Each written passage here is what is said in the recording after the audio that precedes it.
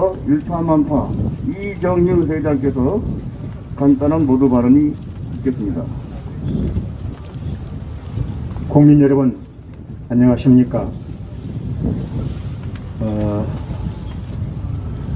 암사슴이 시냇물을 찾듯이 하나님, 제가 주님을 애타게 찾습니다. 조금 뜬금없는 그런 말씀 같지만은 제가 평소에 좋아했던 시편 42편 1절을 한번 제가 인용해 보았습니다. 지금 우리 국민들은 누구나 저와 똑같은 심정으로 기다리고 있는 것이 하나 있다고 생각합니다. 중환자가 명의를 찾듯이 우리 대한민국 국민들은 지금 이 시대에 맞는 그런 걸출한 정치가를 지금 찾고 있는 것이 아닌가 하는 것이 제 생각입니다. 약 한 10일이 되나요? 지난 4월 7일 우리는 국민들의 따가운 그러한 심판을 보았습니다. 국민들이 든 따가운 해초리를 우리는 보았습니다. 그저도 특별히 우리 젊은 20, 30대 청년들이, 정의에 분노한 청년들이 들고 일어서서 이 정권을 매섭게 심판한 것을 우리는 기억하고 있습니다. 그런데 실상은 그것이 승리가 아니라 우리가 승리를 당했다고 하는 표현이 맞지 않을까? 여러분, 패배를 당했다는 말은 있지만 승리를 당했다는 말은 사실은 조금 낯선 말이죠. 그러나 그렇게 될 수밖에 없는 것이 3, 4일 전에 나온 여론조사를 봐도 거기에 그 내용이 그대로 써 있습니다. 그 여론조사에는 제1야당인 국민의힘 당이 잘해서 표를 준 것이 아니고 상대적으로 제1여당이 너무나 폭정악정을 했기 때문에 표를 줬다는 것이죠. 그 표가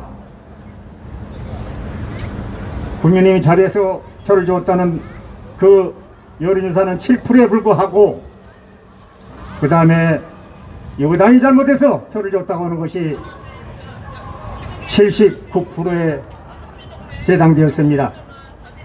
이것이 민심입니다. 이것이 호랑이 같은 민심이 아니겠습니까? 그 호랑이 같은 민심이 있지만은 그러나 저는 그렇게 쉽게 생각하지를 않습니다.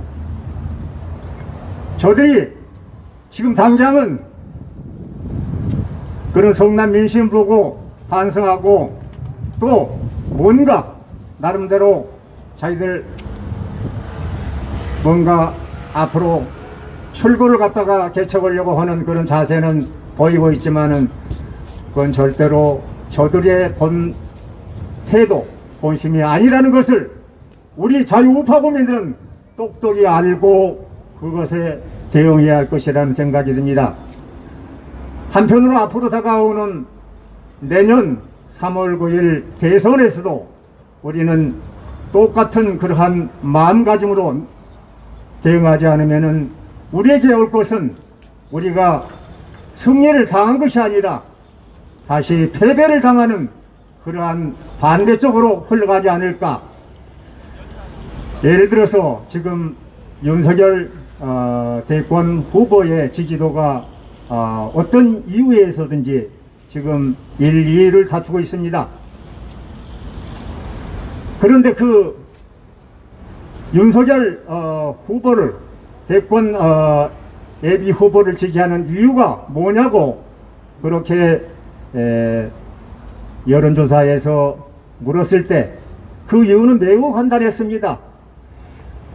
지금 현재 야당에 대권 후보가 없다는 것입니다. 대권 후보가 없다는 그 이유가 거의 한 37%에 가까웠고 그 다음에 하나는 윤석열 후보가 아직 정치판에 물들지 않은 참신한 후보라는 것이 약 11.1%, 그래서 약 한 6%가 윤석열을 지지하는 그러한 말하면은 이 여론조사 결과였다고 그렇게 기억이 됩니다. 여러분, 이게 지금 어떻게 보면 야당의 현 주소요, 우리 우파 국민들의 현 처지입니다.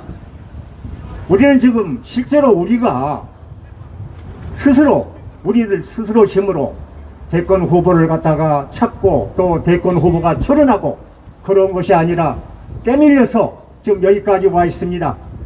이러한 상태로 우리가 앞으로 약 10개월, 11개월 후에 대선을 치른다면 그 결과는 어떤 것이겠습니까? 상상하기에 정말 끔찍한 일입니다. 우리는 반드시 이번 4월 7일 그때의 초심으로 돌아가서 우리가 앞으로 있을 그러한 대선 정국을 맞이할 때에도 승리로 나가는 그러한 대책을 분명히 세워야 할 것입니다. 현재 전국은 예측 불가능의 시계 제로인 상태입니다. 우리는 지금 출발하는 것입니다. 우리는 현재 우리가 준비해 놓고 또 준비하고 있는 그 아무것도 없다는 생각을 가져야 합니다. 지금 이런 상태에서 코로나 전국이 우리 곁에 있습니다. 이 코로나 19에 대해서는 우리 이동욱 회장님이 말씀을 준비하고 계시고 그의 많은 그 주제를 가지고 우리 또 훌륭한 연사님들이 뒤에 대기하고 계십니다. 끝까지 저희를 대한민국 어게인이라는 이러한 그 슬로건 하에 우리 연설 기자회견을 끝까지 경청해 주시면 대단히 감사하겠습니다. 감사합니다. 네, 이정 회장님 수고하셨습니다. 다음은 경기도 의사협회 이동욱 회장께서 문정권 하에서 자행되고 있는 정치광역의 실상과 허구성에 대해서 말씀해 주시겠습니다. 예, 안녕하십니까. 국민 여러분, 이동욱입니다. 제가 이 자리에 와서 계속 문재인 정부의 정치 방역에 대해서 얘기를 하고 있습니다. 이제 지겨울 정도로 정치 방역에 대해서 얘기를 하고 있는데 오늘 여기 계시는 경찰분도 저는 깜짝 놀랐어요. 제가 계속 하는 얘기인데 그래요? 이러는 거예요. 지금 뭐냐 하면은 확진자가 이 자리에 있어도요, 나머지 분들 다 마스크를 착용했잖아요. 확진자가 이 자리에 있어도 마스크를 착용하면 전파 위험이 없다는 것이 문재인 정부의 방역 원칙입니다. 저희들 같은 의사들이 병원에 확진자 환자들이 오잖아요. 확진자 환자가 왔을 때 의사가 마스크를 이렇게 착용하고 있잖아요. 그러면은 격리도 필요 없고 검사도 필요 없다고 하고 있습니다. 문재인 정부가 그렇게 하고 있습니다. 그러니까 경찰분이 저보고 묻는 거예요. 그러면 여기 다 마스크 하는데 왜 여기 통제하냐고. 예배를 다 마스크 쓰고 드리는데 왜 통제하냐고. 통제할 이유가 없지 않냐. 바로 그게 정치 방역이다.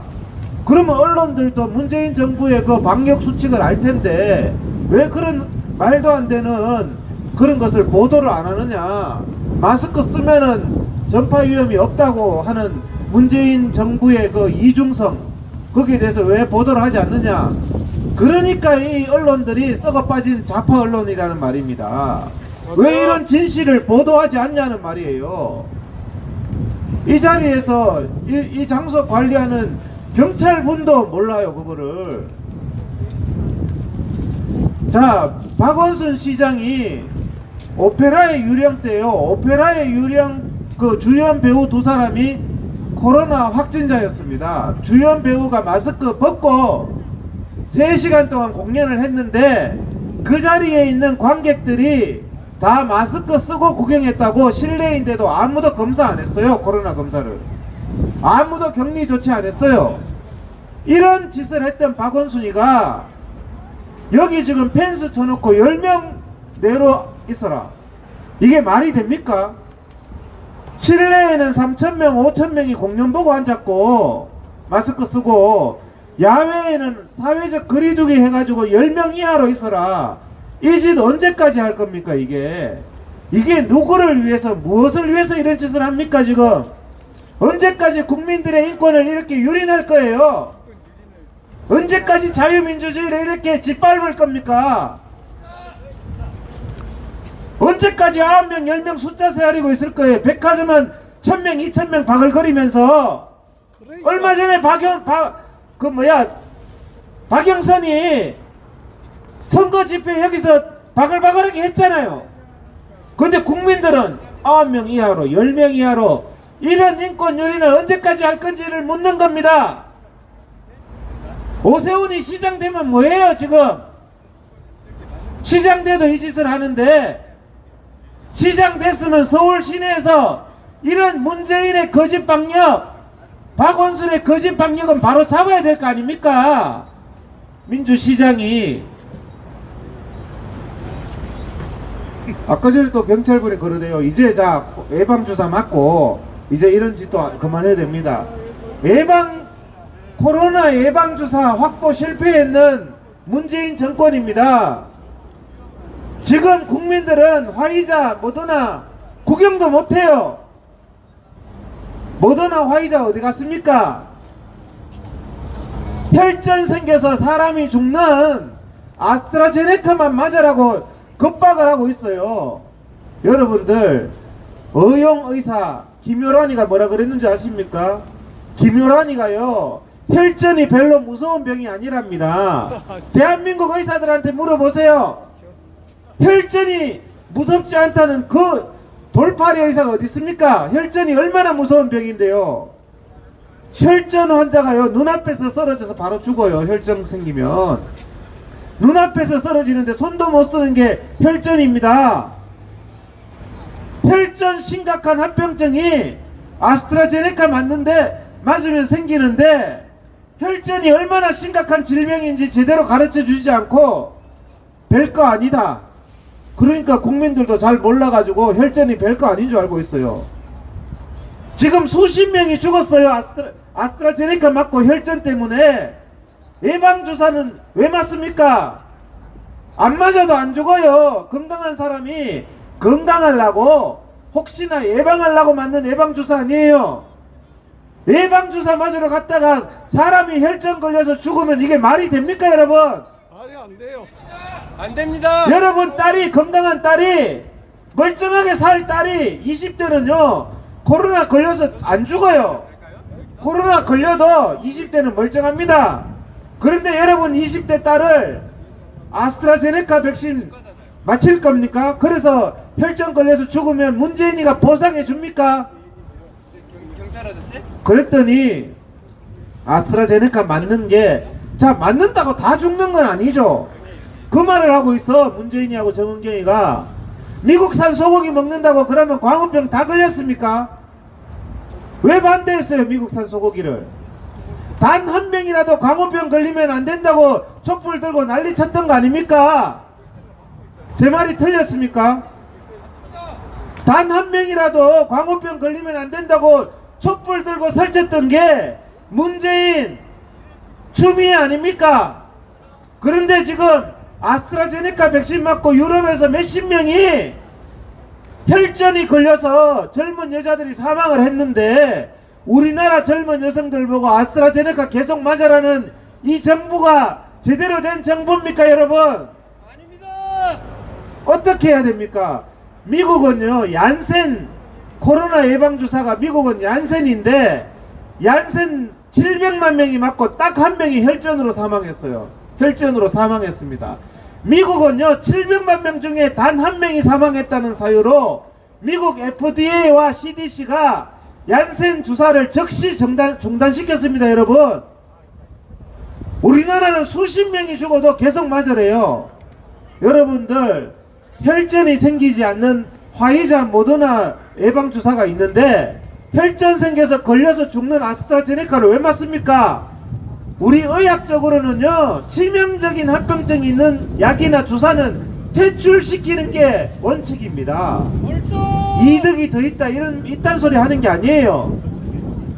그 이득이 돼 있다는 통계 자체도 기가 막힌 사기인 거 아세요? 이득이 30대 여자는 1.3배 이득이 있다. 그러니까 맞아라고 언론이 그렇게 쓰고 있어요. 여러분 말이 됩니까? 1.3배 이득이 있다. 여러분들 보험 들면은 130만원 보상해 주는데 100만원짜리 보험 들겠습니까? 사고 났을 때 130만원 내고 치우지 100만원짜리 보험 들겠냐고요. 설계사가 와가지고 사고 나면 130만원 준다 하면, 보험이나 예방주사는 자 치료가 아니라 말이에요. 치료 안 하면 죽는 상황이 아니라 말이에요. 저나 여러분이나 저도 백신 안 맞고 잘 살고 있습니다. 아스트라를 왜 맞아요? 1.3배 이득이라고 했는데 그 통계조차도 기가 막힙니다. 그 통계를 하면서 어떻게 했는지 압니까? 하루에 확진자가 1200명씩 3개월 동안 연속적으로 나왔을 때를 가정했답니다. 여러분들 우리나라에 하루에 코로나 확진자 1200명씩 3개월 나온 적 있습니까? 없어요. 100명 200명 나와도 난리 쳤잖아요. 나오지도 않은 1200명이 3개월 동안 나왔을 때 위험성을 극도로 올려놓고, 코로나의 위험성을, 여러분들 코로나가 90%가 무증상인데 코로나 걸려서 코로나 확진 나와서 확진인 사람은, 사망자 중에 코로나 확진은 전부 코로나 때문에 죽었대요. 여러분 이게 말이 됩니까? 코로나 양성이면 전부 코로나 때문에 죽었대요. 정은경이 뭐라 그랬어요? 백신 주사 맞고 나서 1500명 죽었어요. 그런데 그거는 백신 주사 맞고 나서 독감 백신 맞고 1500명이 죽었는데 독감 백신 때문에 죽은 거 아니다. 지병 때문에 죽었다. 아스트라제네카 맞고 47명이 죽었는데 아스트라제네카 때문에 죽은 거 아니다.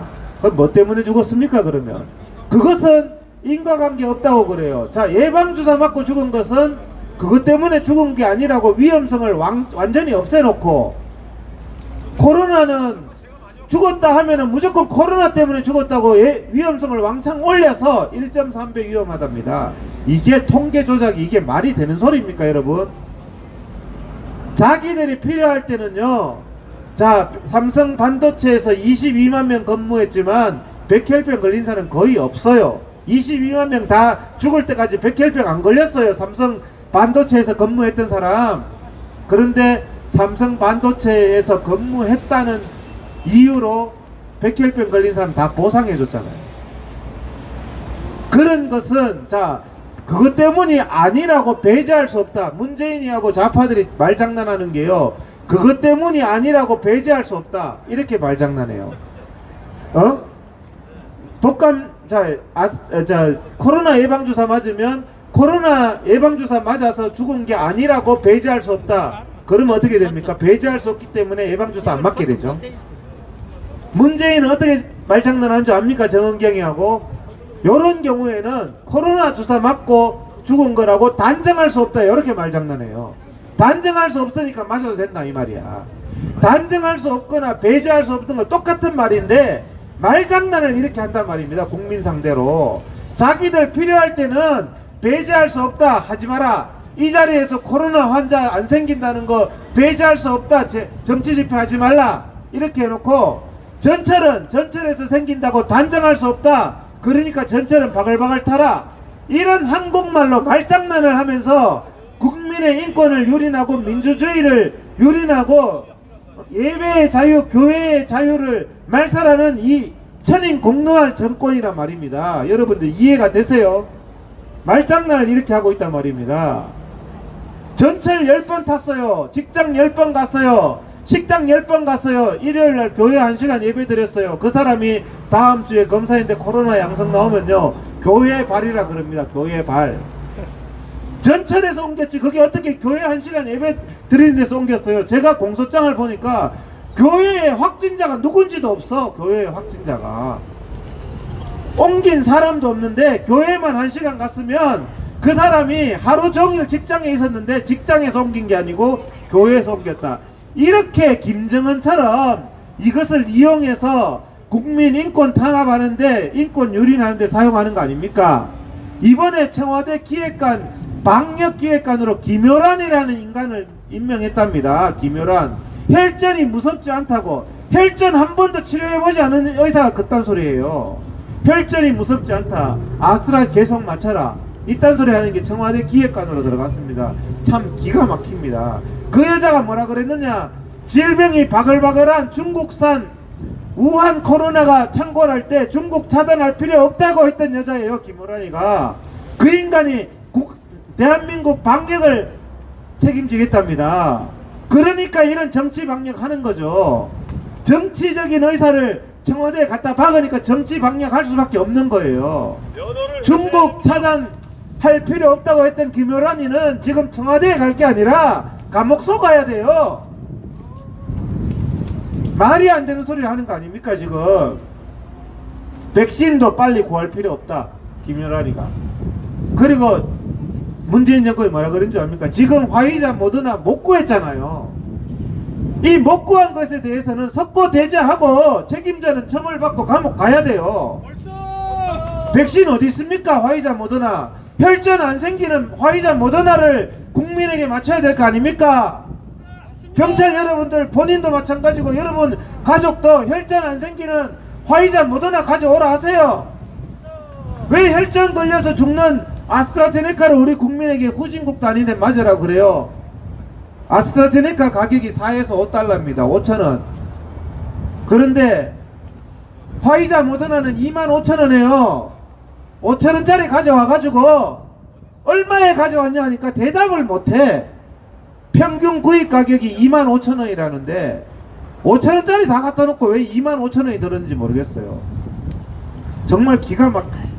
백신을 얼마로 국민 세금으로 사왔으면 얼마로 사왔는지를 왜 국회의원이 물어도 대답을 안 합니까? 이놈의 정권은요 기가 막힌 정권이에요. 옛날에는 맨날 국민 알 권리 그러다가 백신 그거 한 개 사왔는 게 무슨 군사 기밀도 아니고 그거를 왜 못 밝힙니까? 하는 짓을 보면요 하나부터 열까지 기가 막힙니다. 아스트라제네카 갔다가 20대는요 자기들 입으로도 문재인 정은경 자기 입으로도 20대는 아스트라제네카 맞으면 손해가 더 크다고 말했어요. 손해가 더 큰 주사를 지금 13만 명 이상 이미 강제로 맞췄다는 거 아닙니까? 20대가 벌써 아스트라제네카를 억울하게 맞은 사람이 13만 명이 넘는데 주사 맞고 나니까 너는 이득보다 손해가 더 많은 주사를 맞았어. 그것도 국민 세금으로. 여러분 이거 깜빵 보내야 될 내용 아닙니까 여러분? 그런데 앞으로도 계속 아스트라제네카를 이제는 30대 여성에게 맞춰라고 합니다. 내 딸이 30대 여성이면 절대로 안 맞춰요. 왜 혈전 걸려서 죽는 주사를 맞춥니까? 안 그래도 안 맞고도 멀쩡하게 사는데 주사 안 맞는다고 죽습니까? 주사 안 맞는다고 코로나 걸려서 죽는 게 아니에요. 건강하려고 예방주사 맞는 겁니다 여러분. 야 펜스 쳐놓고 9명 10명 언제까지 할 거냐고 이거를요. 문재인은요 이런 죄를 전 거에 대해서는 나중에 감옥에 가야 돼요. 국민의 기본권을 이렇게 유린하는 게 아닙니다. 어떻게 지금 우리의 집회의 자유를 문재인이 오늘 얘기 들어보면 속이 터지잖아요. 여기 몇만 명이 모여야 돼요. 몇만 명 모여도 문재인 정권의 방역 수칙에 따르면 마스크만 착용하면 전철 보세요. 배가 터져요. 앞으로 밀리고 뒤로 밀리고 막 배가 막 눌리고 그래요. 전철 타보세요. 전철은 어떻게 코로나 바이러스가 없고 야외에는 또 띄엄띄엄 떨어져 있어도 코로나 바이러스가 위험하다. 이런 정치적인 방역하지 말라는 말씀을 드리는 겁니다.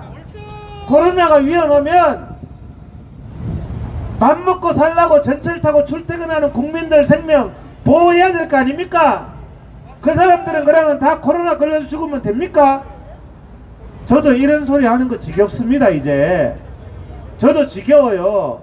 그런데 이런 극악한 일을 1년 이상 동안 국민을 속이면서 계속 하고 있는 문재인 정권과 거기에 부역하는 국민의 생명은 안중에도 없는 좌파 언론들은 정말 나쁜 겁니다. 여러분 우리 국민들이 이거 반드시 바로잡아야 되고 많은 국민들이 이제 깨어나고 있습니다.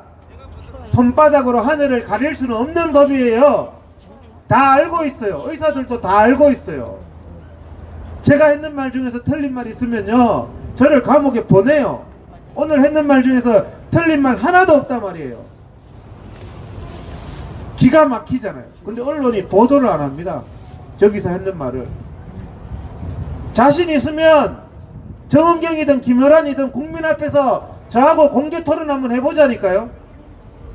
왜 말장난하면서 배제할 수 없다, 단정할 수 없다 이런 말장난하면서 국민을 기만하고 통계를 조작하고 해가지고 당장 화이자 모더나 국민 눈앞에 가져와야죠.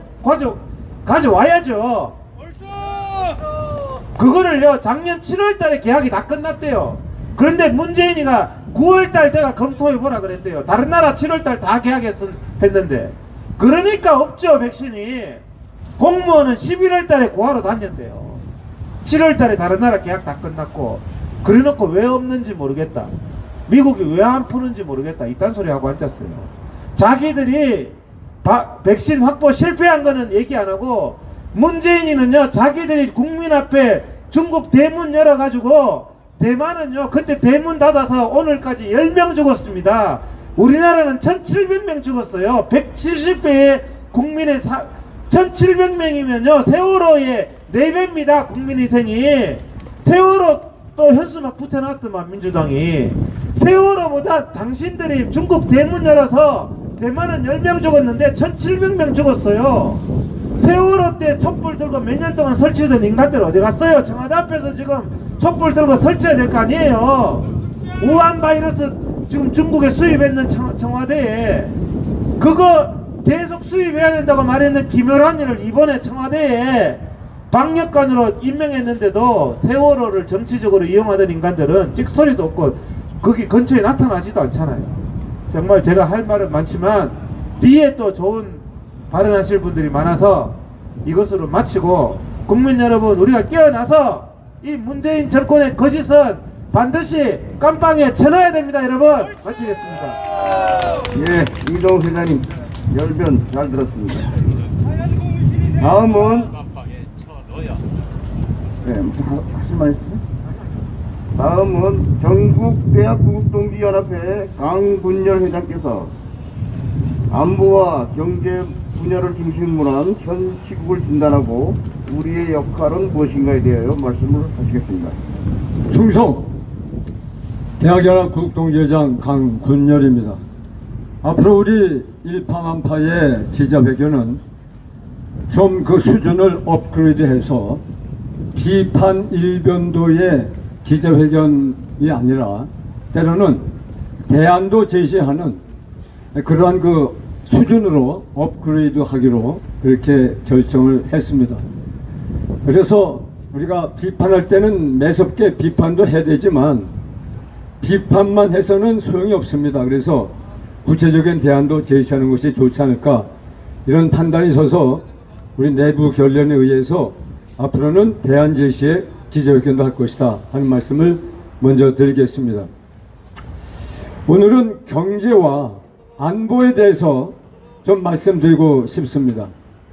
여러분, 경제와 안보는 한 나라가 건강하게 유지하고 발전하는 데 필요한 필수 불가결적인 요소입니다. 안보가 튼튼하고 경제가 분명해야 그 나라는 성장과 발전이 가능하기 때문인 것입니다.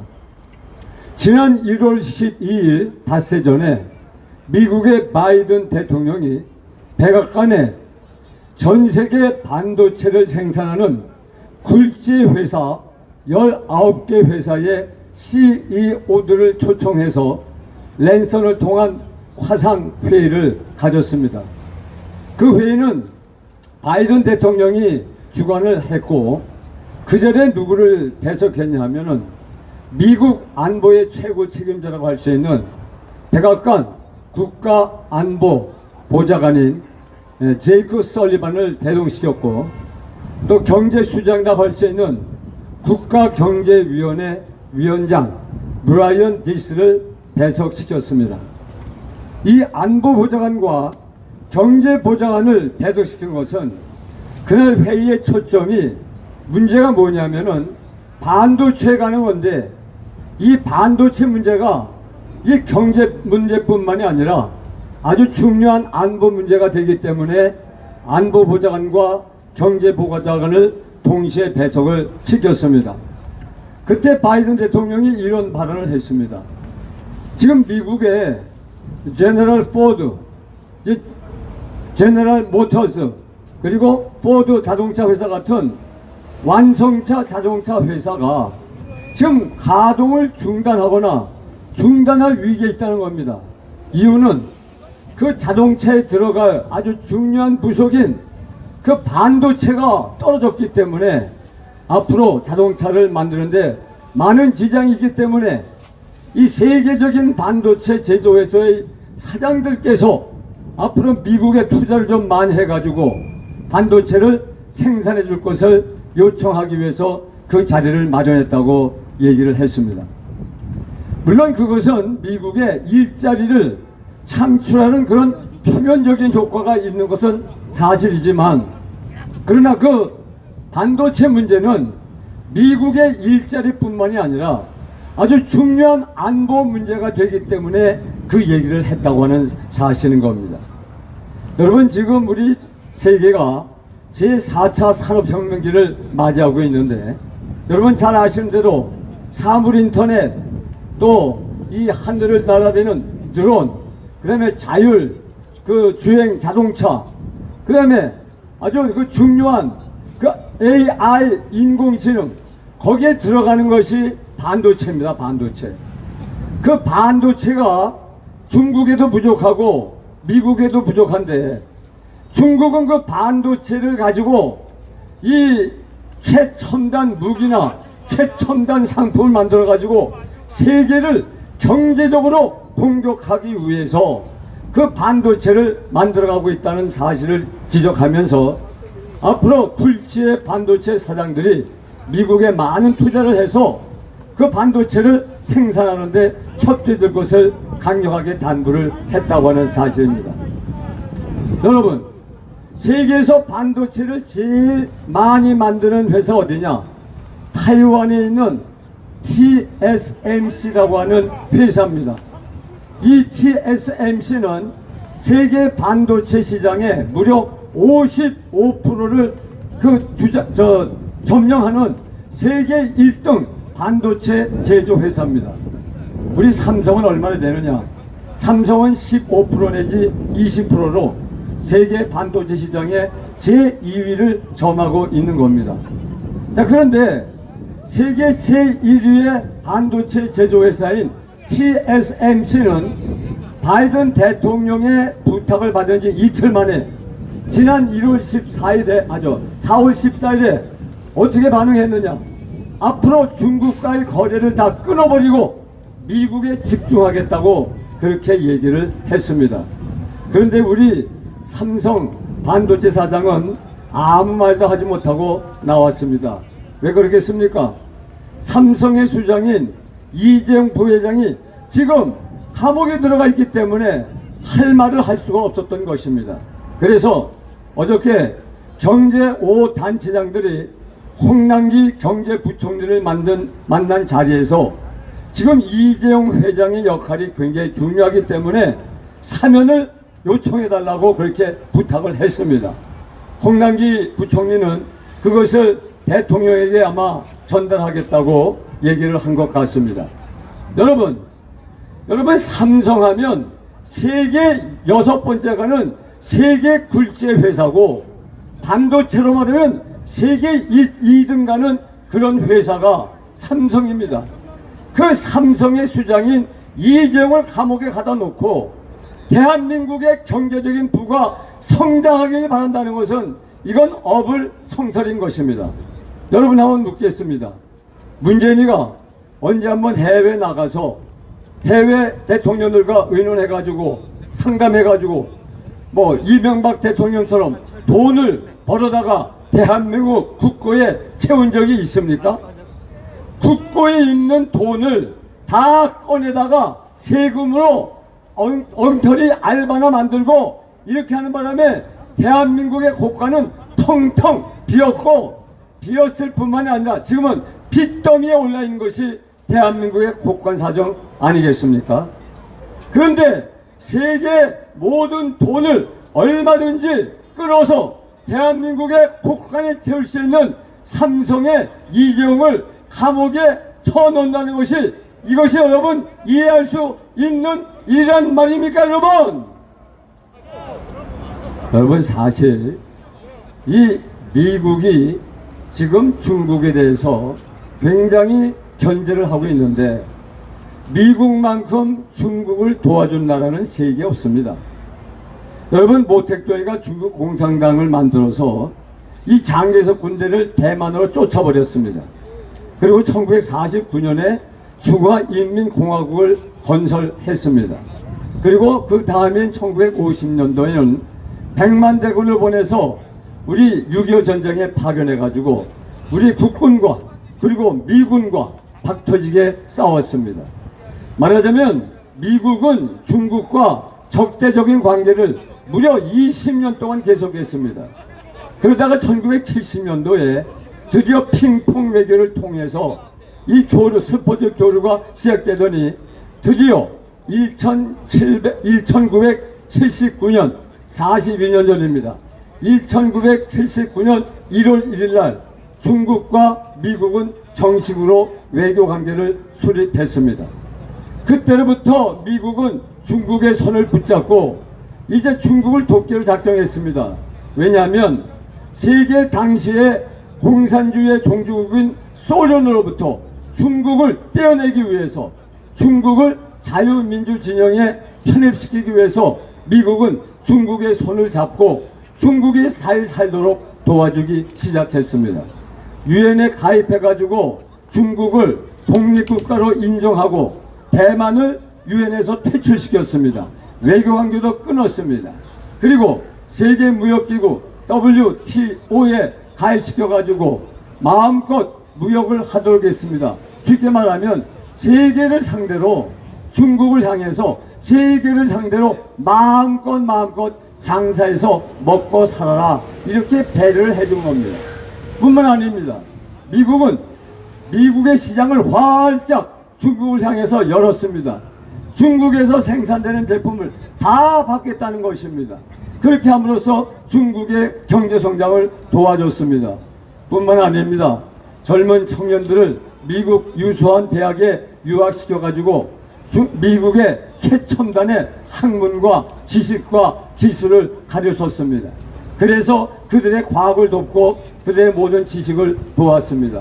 뿐만 아니라 미국은 중국에 투자해서 많은 회사들이 중국에 진출해서 공장을 만들고 회사를 만들므로써 많은 일자리를 만들어서 중국 사람들에게 제공해 주었습니다. 그렇게 함으로써 중국을 성장시키고 발전시켜서 자유민주주의 체제로 이끌려고 오려고 그런 전환 일을 했던 겁니다. 그러나 중국은 어떻습니까? 중국은 발톱을 숨기고 있었습니다.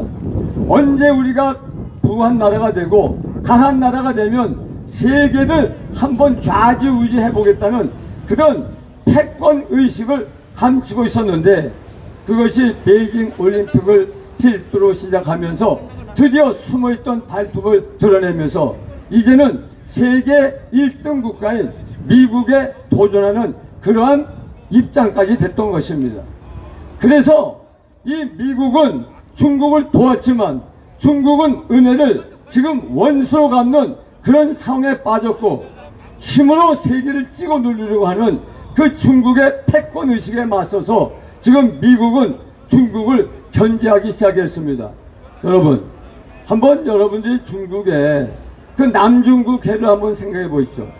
그 남중국 해는, 거기는 난사군도는 필리핀이 더 가깝고 베트남 더 가깝습니다.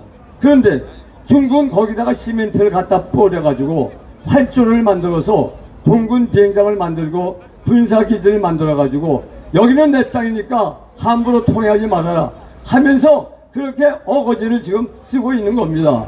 마치 조폭 두목처럼 동대문 시장에 진출해가지고 깃대를 꽂고 여기는 내 땅이니까 꼼짝 말아라 하면서 상인들을 상대로 해서 행패를 부리는 조폭과 다름이 없는 것입니다. 그렇기 때문에 미국은 이 중국을 그냥 관둬서는 안 되는 것입니다. 이제 세계 안보 평화를 위협하는 새로운 위협 세력으로 등장한 이 중국을 확실히 견제하지 않고 확실히 꺾어놓지 않으면 세계 평화와 안보가 위협이 되기 때문에 미국은 움직이기 시작했습니다. 그래서 지난번에도 보면 미국이 주도해서 일본과 호주와 인도 이 4개국이 퍼드를 형성해 가지고 태평양 인도 전략을 세우지 않았습니까?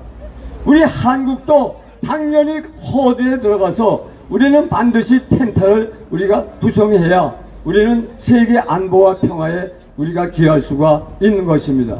그리고 특별히 이번에 그 바이든 대통령이 주도하신 그 반도체 동맹, 그건 반도체 동맹이 아니라 중국을 견제하기 위한 경제 동맹인 것입니다. 이렇게 미국은 한편으로는 안보적으로, 한편은 경제적으로 이렇게 경제와 안보 동맹을 통해서 세계 위협으로 떠오르는 이 중국을 견제하고 무너뜨리려고 노력하고 있기 때문에 우리 대한민국 정부도 반드시 미국이 주도하는 그 안보 동맹과 경제 동맹에 적극적으로 참여할 것을 문재인 정권을 향해서 강력하게 촉구한다! 촉구한다! 촉구한다! 감사합니다. 예, 강근열 회장님 대단히 수고 많으셨습니다. 이어서 한미동맹 강화운동본부 김병규 총재께서 미래지향적인 한미동맹 증진 방안에 대해서 말씀해 주시겠습니다. 안녕하십니까. 저는 한미동맹 강화운동본부의 책임을 맡고 있는 김병규라고 합니다. 지금 유튜브를 보고 계신 많은 동포 여러분 그리고 국민 여러분, 저희들이 지금 이 대한민국의 현실을 보면 앞에서 이미 두 연사분이 얘기하셨듯이 국내적으로도 큰 문제이고 국제적으로도 사실 너무나 지금 힘든 상황에 놓여 있는 것이 대한민국의 현실임을 우리는 직시하게 됩니다. 방금 말씀하신 연사님께서도 지금 미중 관계에 대해서 굉장히 심각한 상황임을 말씀을 주셨습니다. 이 미중 관계가 얼마나 심각하냐면 현재 국내적인 문제나 국제적인 문제에 있어서 이 중국이 대한민국을 어떻게 점령해 가느냐의 문제에 대해서 우리 분명히 알아야 되겠다고 생각합니다. 이전에 과거에 중국은 4대주의 외교라고 해서 우리나라의 많은 그 공신들이 중국에 때가 되면 조공을 바치던 때가 있었습니다. 그리고 때가 되면 노비로 공료를 바치거나 아니면 노동력을 제공하는 그런 일들이 수천 년간 지속되어 왔던 것이 우리 대한민국, 우리 옛날 역사의 사실입니다. 그런데 지금 21세기에 사는 저희들조차도 지금 현재 중국의 우리가 이 대한민국이 조공보다 더 심각한 그런 상황을 우리가 맞이하고 있는 겁니다. 지금 현재 맞이하고 있는 중국의 우리 대한민국의 상황은 여러분도 잘 아시다시피 1대1을 통해서 중국은 전 세계를 자기네 영역권으로 만들려고 생각하고 공자 아카데미를 통해서 전 세계 대학에 있는 학생들을 공산주의 이념으로 변화시키는 작업을 진행하고 있습니다. 그리고 대한민국에서 중국 학생들이 유학을 오지 않으면 모든 대학들이 문을 닫을 만큼 그만큼 아주 취약한 상황에 놓여 있습니다. 그래서 중국은 인구를 통해서 전 세계에 공자 아카데미를 만들고 1대1을 통해서 중국의 영역권으로 공산주의 영역권으로 전 세계를 끌어들이고 있는 것입니다. 그리고 최근에는 우리가 생각하는 체제적 이념주의, 체제적인 공산주의가 실패하고 나서 소련이 붕괴하고 나서 공산주의 국가가 새로운 전법을 썼습니다. 그것이 바로 문화적 공산주의입니다. 문화적 공산주의라고 하는 것은 체제적 공산주의보다 훨씬 더 무서운 것입니다. 그 공산주의가 체제적 공산주의는 정확하게 우리가 구분할 수 있지만 문화적 공산주의는 이것이 공산주의인지 아니면 자본주의에서 하는 건지 모를 만큼 저희들에게 혼란을 주는 것입니다. 지금 중국은 저에게 대한민국이 뭐를 주장하고 있습니까? 김치도 자기들이 원조다. 한복도 자기들이 원조다. 그리고 지금 현재 대한민국의 수많은 도시에 차이나타운을 서고 있습니다. 차이나타운을 통해서 그들은 야금야금 대한민국의 선거를 관여하고 그리고 중국 공산당의 이념을 곳곳에 심고 있는 것입니다. 그리고 이번에 또 춘천에는 지금 인천에 있는 중국 차이나타운보다 10배나 큰 차이나타운을 만들어서 지금 대한민국은 중국의 손길이 닿지 않은 곳이 없을 만큼 모두 중국의 공산주의화 되고 있는 것입니다. 이런 상황 속에서 지금 중국에서 벌어지고 있는 대적인 상황도 이미 말씀드렸듯이 어제 스가 총리와 바이든 대통령이 백악관에서 회담을 했습니다. 결국 뭐냐면 아까 말씀드린 대로, 아까 연사가 말씀하신 대로 4대 국가 쿼드라고 하는 조직을 통해서 중국을 압박하는 입장에서 반드시 대한민국도 동참해 줄 것을 강력하게 요구해 놓은 상황이지만 이 대한민국 정부는 이미 미국의 쿼드의 가입을 거절한 상황입니다. 무슨 말이냐? 중국에 대해서 여러 가지 눈치를 보면서 중국의 여러 가지 경제적인 영향력을 생각해서 중국에 대한 어떤 압력을 전혀 가하려고 할 생각이 이 정부는 없는 것입니다. 이 대한민국 정부는 이전에 우리의 조상들이 중국의 조공을 바쳤던 것보다 더 초라하고 더 이 중국의 눈치를 보면서 대한민국이 굴종적인 외교를 중국에 지금 하고 있는 것입니다. 여러분, 지금 중국에서 벌어지고 있는 여러 가지 상황들 또 한번 보겠습니다. 대만을 앞으로 6년 앞으로 중국이 점령할 계획을 갖고 있고 이미 지난주에는 25번의 전투기를 대만 해협으로 보내서 대만을 위협하고 있고 이미 홍콩은 중국의 북속으로 완전히 기속을 시켰고 그리고 지금 미얀마도 중국의 눈치를 보면서 중국을 지원하고 있는 입장입니다. 그만큼 중국의 내부적인 사정이나 외부적인 사정이 전 세계를 중국 손아귀에 넣기 위해서 지금 발버둥을 치고 있는 상황입니다. 이런 때에 우리는 뭐냐면 지금 중국이 가하고 있는 여러 가지 인권 문제, 인종 학살 문제 이런 거에 대해서 우리가 인권에 똑바른 소리를 내야 되는 입장인데 그런 부분에 대해서 저희들은 입을 꼭 닫고 있는 것입니다. 지금 문재인 대통령은 자기가 인권 변호사라고 합니다. 인권 변호사 좋습니다.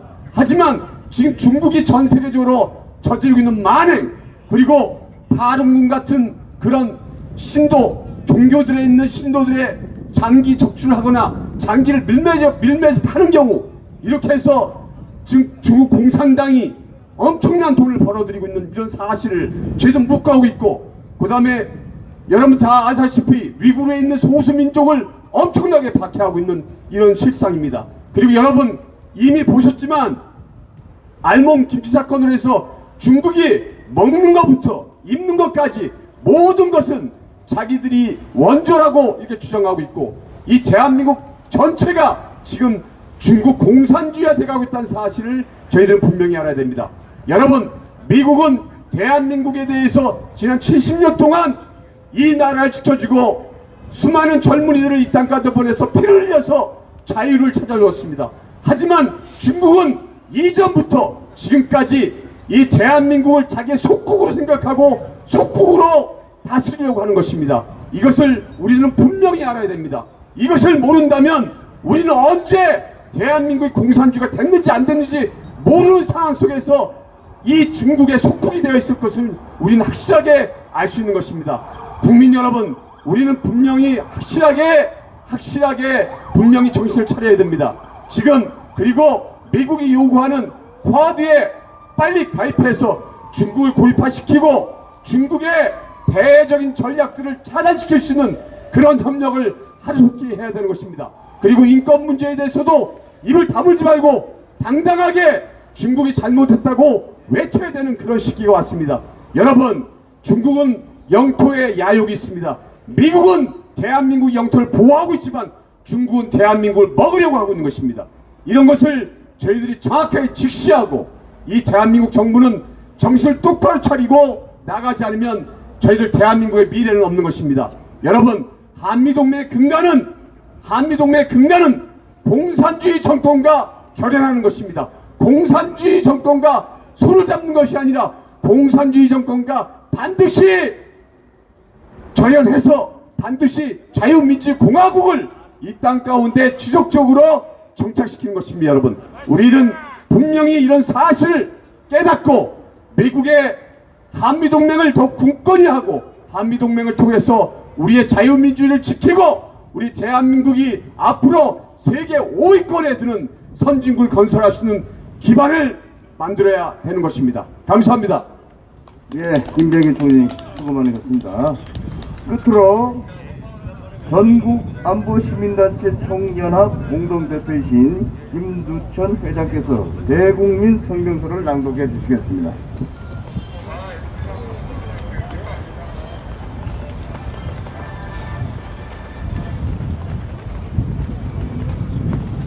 네, 안녕하십니까. 전국 안보시민단체 총연합의 김두천입니다. 오늘은 전국 안보시민단체 총연합의 대국민 성명서를 발표하겠습니다. 문재인 정권 4년간 평화를 외치며 굴욕적 대북 정책에 매달려 국가안보와 한미동맹을 철저히 파괴하고 있을 때 북괴 김정은 살인마는 핵폭탄을 꾸준히 만들어 2027년에는 242개의 핵폭탄을 보유하는 핵강국이 될 것입니다. 폭력배 중공의 지원을 받는 북괴 김정은의 핵전쟁 위협에서 대한민국이 살아남는 길은 오직 한미동맹에 대한 미국의 핵우산 방어가 유일한 생존 전략입니다.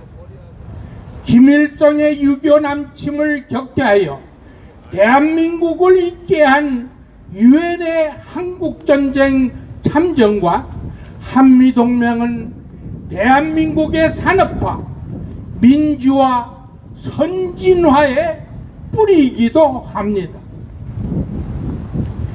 대한민국은 미국과의 동맹으로 민주화를 이루었고 선진국이 되었습니다만 김일성 세습 정권은 중국 공산당과의 동맹으로 세계에서 가장 가난한 독재 국가로 추락하여 고난의 행군에 북한 주민들은 죽어가고 있습니다.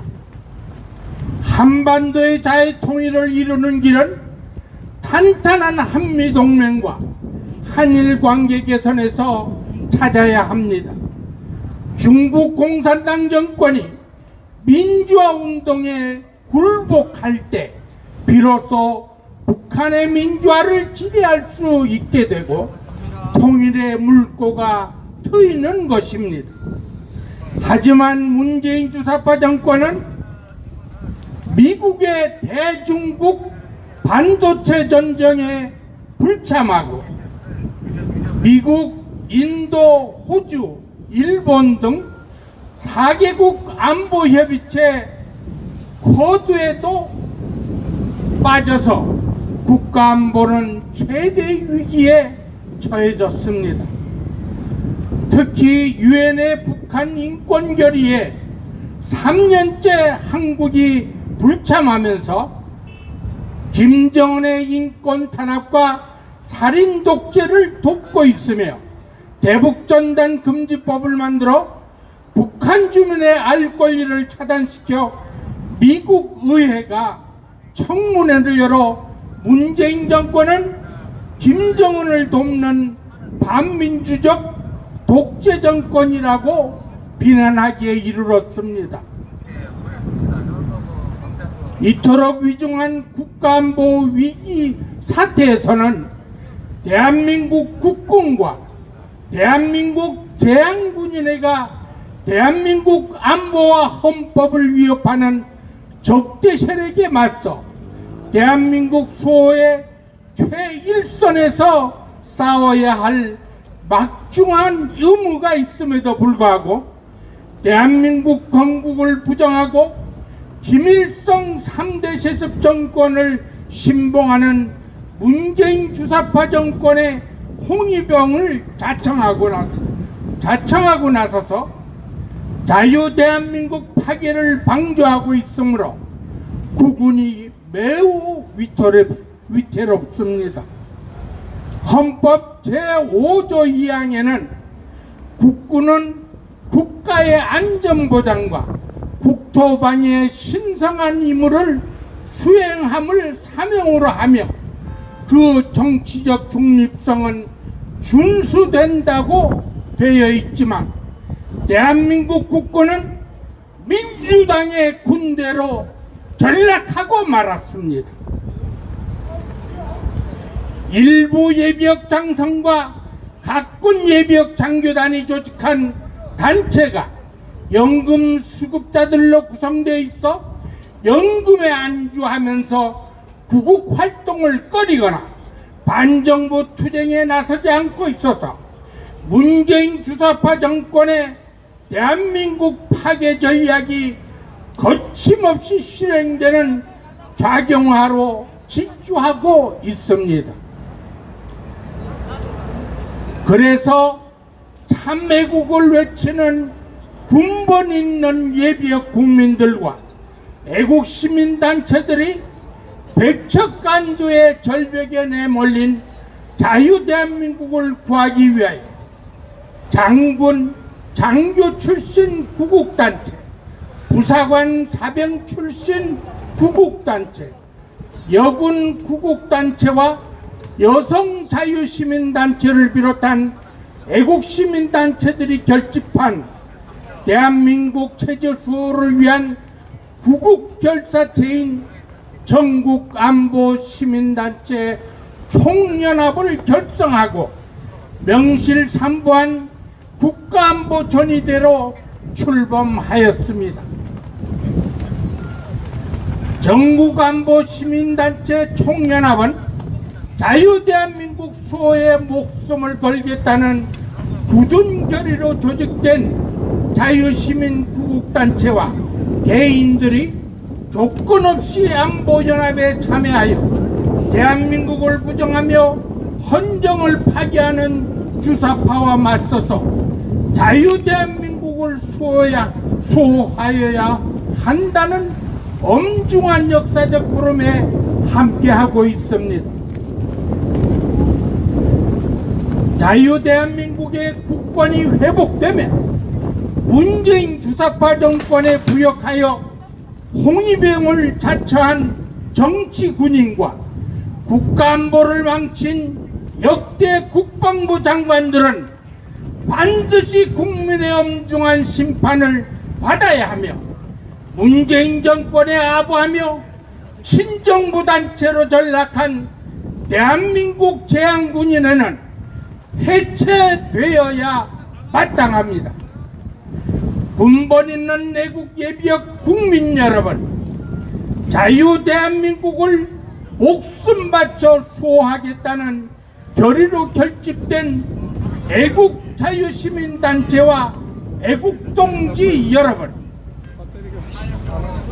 우리는 민주당의 입법 독재인 국회도 김명수의 거짓말 사법부도 정권의 비리를 덮는 공수처와 검찰도 주사파의 신여인 경찰도 국민의 마지막 희망이던 국군도 믿을 수가 없습니다.